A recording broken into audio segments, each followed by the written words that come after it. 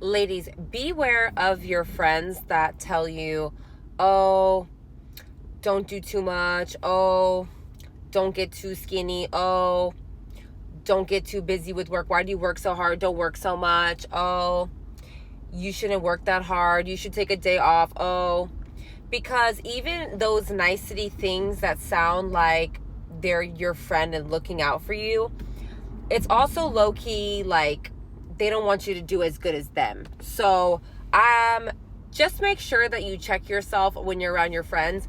Know yourself, know your goals, and know where you're going. And then don't let the outside friendships, family members, all these people tell you like, oh, don't do too much. Oh, don't get to this. Don't do to that. So know yourself, know what you want, go for it. Listen to the people, ha ha, he, yeah, and then do whatever you want anyways. Period. At all times.